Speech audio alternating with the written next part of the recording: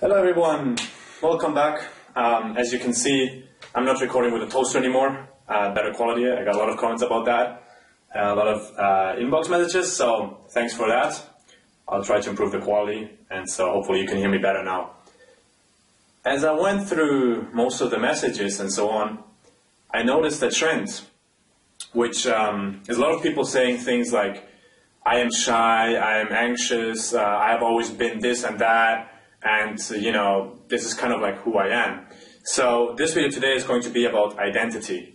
And what we're going to talk about specifically is basically, why are you shy? And why can you not change it? What keeps you from changing it? Because it has become very clear to me that a lot of these things, a lot of these issues that people have come from the identity that they have in their minds associated with who they are. So let's start by, I will start by asking you these questions. What is the difference between today and 1 week from now? How will you know that the week has been good, quote unquote, or bad? Think about it. 1 week from now, I ask you, was it a good or bad week? What would determine that? Basically, it's your emotional states that you have between today and next week. So if most of the times you're in a positive, good, happy, playful, good state, you will say that your week was good. If most of the time during that week, from today until next week, you are in a crappy, negative, angry, sad, anxious state, your week will not have been that good. And so, if you extend that to your life, what determines the quality of your life is the emotional states you feel on a recurring basis most of the time. So,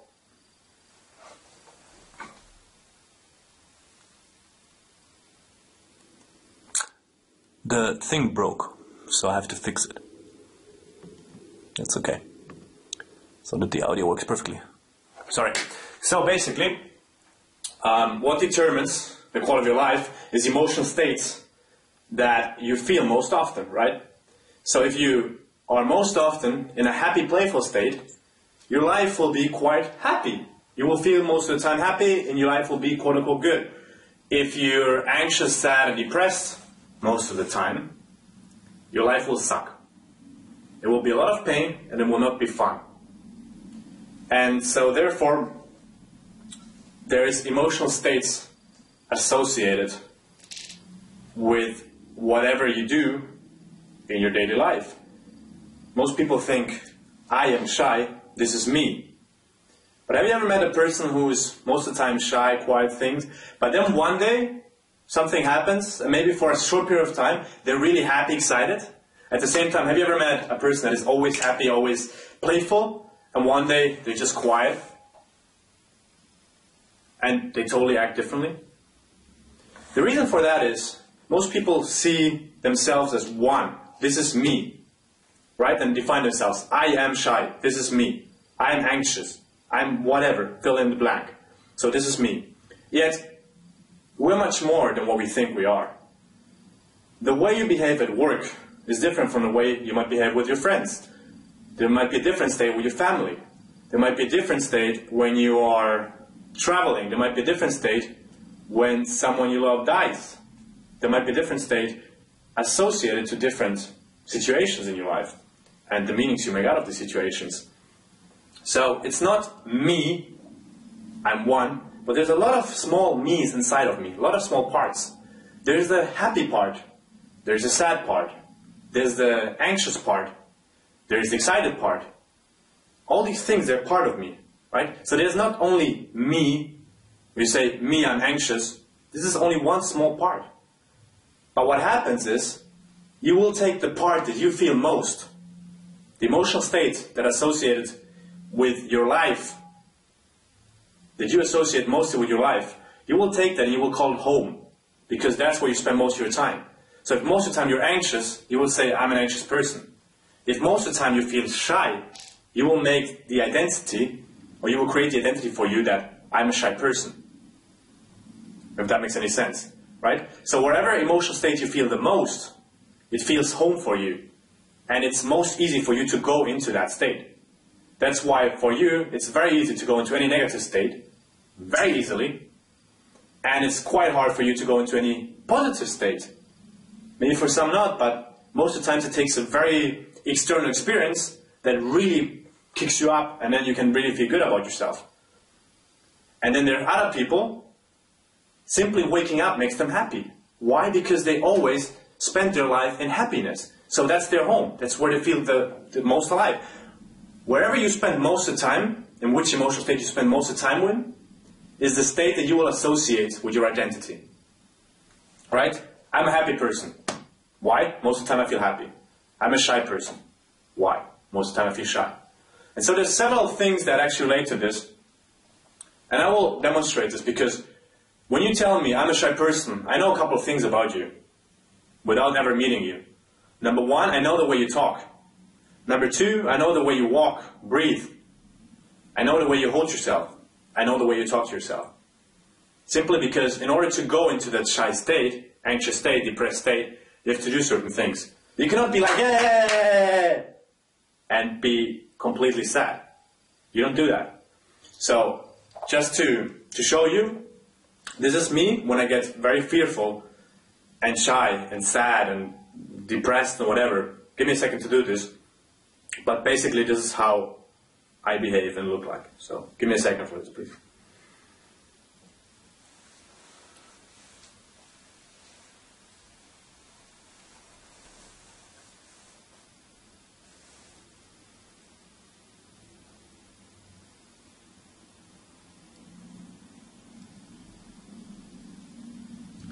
So now I feel it in maybe on a 5, 6, 7 intensity of fearfulness. Like this is a state where I think about things that I would be scared to do and how I don't do things. What I notice is I breathe very shallowly. My voice, it's harder for me to project my voice and talk, actually. It's harder right now. Same person. My shoulders are dropped. I feel the need to kind of protect this body. It's very, like, it's very, I cannot open my arms. I have to, like, be tight. I'm very tight. Most of my muscles are tight. I need to feel that this part is protected, like either like this or my hands in the pocket. And my head mostly is down. I don't feel at all like smiling, to be honest. And I'm even a little bit cynical. And my feet are quite close. And I'm struggling to find thoughts to phrase things. So these are the things that if I was in an environment and I felt anxious, maybe it would look like this. Maybe I'm trying to exaggerate it because to show the best, like to show how it would look, to best show how it would look like. And now let me show you the opposite. Give me a second to do that in order to get into a more strong, powerful state.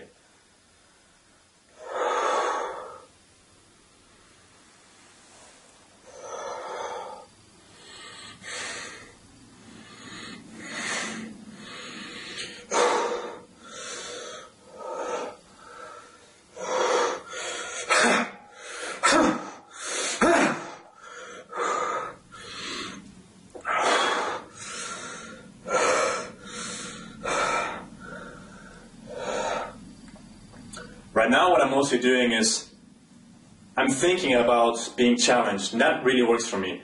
I'm thinking about a situation where I've been challenged before, and when someone gets in my face, that's when I kind of like, I get this anxious, this very old response mechanism that we all have, this fight or flight, and I get a little bit of aggressiveness inside. So this would be a state I would go in if I want to play football, or like if I have a sport, or if I go to the gym or something like that. I will get into this state. And what I notice now, my feet are much further apart. My shoulders are back. I look more straight instead of this. I can't even hold like that. It feels inconsistent with the current state I'm in. And I feel much, I don't know, much more at ease. I don't feel the need to protect my body at all. I can open my hands. I need to gesture now when I talk. And it's easier to find my thoughts. I don't struggle as much forming my sentences. and I can project my voice much more easily. So the point of this is that whatever state you go into, there are certain things you need to do with your mind, with your body, and the way you hold yourself. So if you go through life as a shy person with the identity of being shy, most of the time you will walk like this. Head down, being depressed, all these kind of things. Whereas when you have a different identity, you will project yourself differently. And by having a different identity, you have different thoughts. In different states, you do different actions. You push yourself to do things that you wouldn't do normally.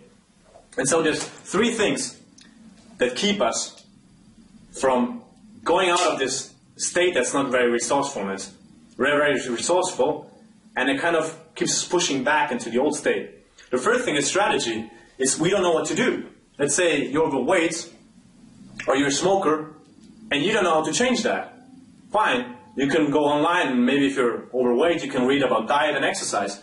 And this is the kind of the what to do. Once you realize, I need to work out, I need to have a diet plan, and you kind of realize what to do, that's the strategy part. Once you know that, which is very easy to find out, you need to go to the second part, which is actually doing it, and this is what keeps us from doing it. Our own mythology, our own story, our own justifications of why we can do it. So if you tell yourself that, I have tried everything, it didn't work, you're right. Basically, it will not work, because you will not try anything, because you have already tried everything, which in reality might be one or two things. You know, if you actually have to list them up, what is everything? Oh, I tried this. Wow, that's it. What else? Well, I tried this and it didn't work. Okay, try something else. But the story we have is what keeps us from attaining a different identity. So, when there is a smoker, someone who smokes, very often what I hear from people that smoke is this here. This is their story, by the way. I could stop smoking any day I want, but I choose not to. And so by saying that, they make it okay. Because they have the power to choose, but it's their personal preference not to smoke. Which is bullshit. Because people know smoking is not good for them, and it doesn't give them anything on a healthy level. What it does, it infuses an emotional state in them. Maybe when you feel anxious, you want to get a cigarette, and it changes how you feel. Right? Or you have something in the hand, it changes something inside of you. If you could meet that need in a different way, you wouldn't need to smoke, because you know that smoking is bad. But this story we tell ourselves, the same as if we're overweight, I'm big boned, my genetics, whatever it is, my genetics don't let me, this. Or I could start smoking any day I want, I choose not to. All these kind of things, it's all justification for us. And if you tell yourself that, you will not change. As long as you believe that, and as long as you're stuck with this kind of thing of, I've been without smoking now for 3 months, and I can keep on going without smoking as long as I want to, but maybe I want one cigarette. As long as you think that way, you will never be free of smoking, because the only way to get free of smoking is to say, I'm a non-smoker. To have the identity of a non-smoker. If you cannot say, I'm a non-smoker, you will go back to the cigarette. It will not be permanent. And so, basically, it comes down to this. Don't make being socially anxious okay. Don't make being shy okay. You cannot say, it's okay to be shy.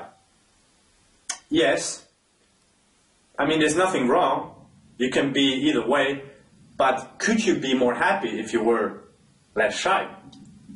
If the answer to this is yes, and I know it is, then why not do it? Because by making something okay, you create a story around the whole phenomena that